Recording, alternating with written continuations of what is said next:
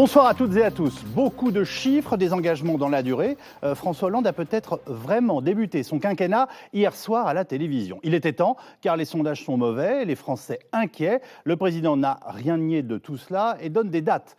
4 mois pour la réforme du travail, 1 an pour inverser la courbe du chômage, 2 ans pour le redressement du pays. Bref, une grosse prise de risque avec échéancier, autrement dit un cap et l'addition. Mais elle est lourde.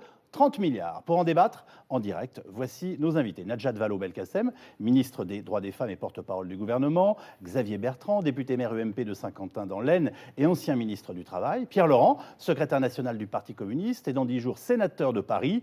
Louis Alliot, vice-président du Front national. Philippe Manière, consultant et chroniqueur à l'Express. Et enfin, le journaliste Thomas Legrand, éditorialiste à France Inter. Louis Alliot, qu'en avez-vous pensé ?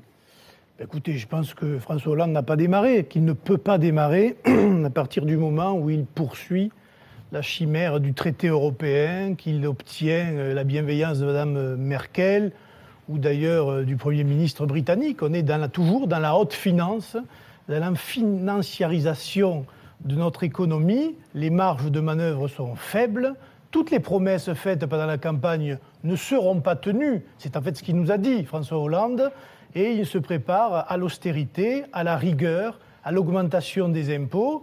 Et je pense que nous allons souffrir pendant 5 ans. C'était prévisible tant que nous ne changerons pas de direction à l'échelle de l'Europe, que nous ne mettrons pas quelques protections aux frontières, nous serons en situation de péril social. Je vous demande une réponse rapide, mais en vous écoutant, vous préfériez Nicolas Sarkozy ? Non, on les a mis dans le même sac. La droite poursuivait la même chimère, la gauche continue. Il n'y a pas de différence fondamentale. D'ailleurs, c'est vous, votre première question à M. Bertrand, vous avez dit certains ont cru voir Nicolas Sarkozy ou l'ont comparé à Nicolas Sarkozy. C'est revenu dans un certain nombre de commentaires, oui. Si ce n'est un style un peu moins agité, le fond de la politique reste le même dans tous les domaines et on ne verra pas de changement de sitôt. Louis Alliot sur les espoirs d'inversion des courbes du chômage. Non, je crois, j'ai lu encore récemment des experts qui disent que ça va s'aggraver. Je crois 900 000 chômeurs de plus, ils prévoient dans les années qui arrivent.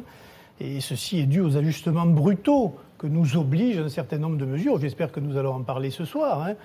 Les fameux 3% de déficit, par exemple, pour arriver à ces 3%, ça demande un certain nombre de sacrifices, ce qui veut dire une baisse de la croissance, ce qui veut dire des impôts supplémentaires, et ce n'est pas en chargeant le portefeuille du contribuable ou des entreprises que l'on va évidemment relancer l'emploi.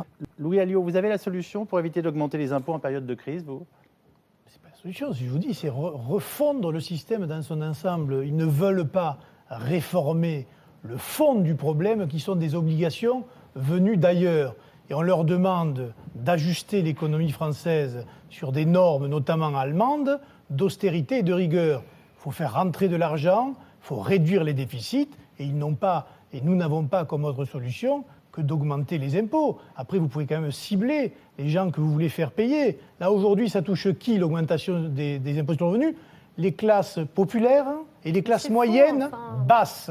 C'est celles-là qui vont d'abord prendre de plein fouet. La ministre vient de dire que les classes populaires n'étaient pas touchées. Écoutez, voilà, je crois que la ministre... Vous le contestez, non mais je vous laisse argumenter. La ministre fait partie d'un gouvernement. On a entendu M. Hollande hier. Quand on parlera de la CSG, ça va toucher qui ? Les retraités, les salariés, c'est-à-dire des gens qui aujourd'hui ont des difficultés à boucler les fins de mois. Et on voit bien qu'on va encore une fois prélever sur des classes qui aujourd'hui sont, on va dire, au top de ce qu'elles peuvent faire, et on va aggraver la situation. C'est une réalité, voilà. Louis Alliot, est-ce que vous trouvez ça normal, l'exil fiscal ? Et est-ce que vous comprenez que certains contribuables soient tentés par cet exil ?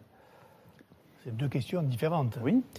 D'abord, sur les 75%, pour dire que c'est un leurre qui permet de calmer un peu sur sa gauche pour faire passer la hausse des impôts sur le reste. Ça paraît une évidence aujourd'hui.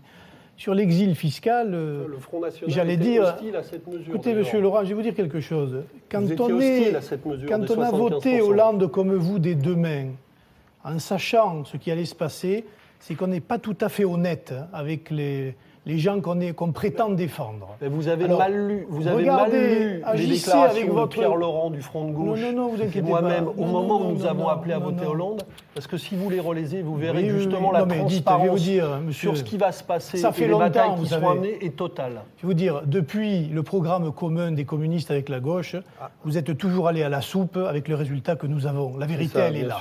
Maintenant, voilà. Ma question, c'était... C'est est-ce pour que ça vous d'ailleurs que les comprenez- ouvriers votent C'est pour sûr, nous et c'est qu'ils ne sûr. votent Non, pas mais pour c'est- vous, C'est monsieur Laurent. parfaitement faux, vous le savez très bien, toutes les études montrent que ce n'est pas vrai. C'est une fable que vous Non, ce n'est pas entretenez, une fable, les ouvriers ce n'est pas votent une Front fable. National, et Oui, toutes les beaucoup, études montrent... beaucoup.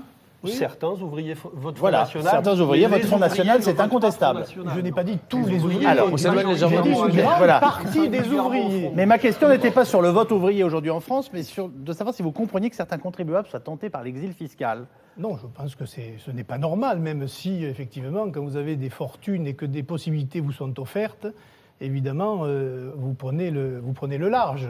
Encore que dans l'affaire de M. Arnaud, je veux dire, c'est sa conscience qui joue. Il est seul juge de savoir ce qu'il fait. Moi, je déplore un certain nombre de... Sa conscience ou son patriotisme? Sa conscience et son patriotisme, vous savez, quand on a, j'allais dire, ce niveau social, de rémunération, je ne sais pas si on est si attaché que ça à sa nation.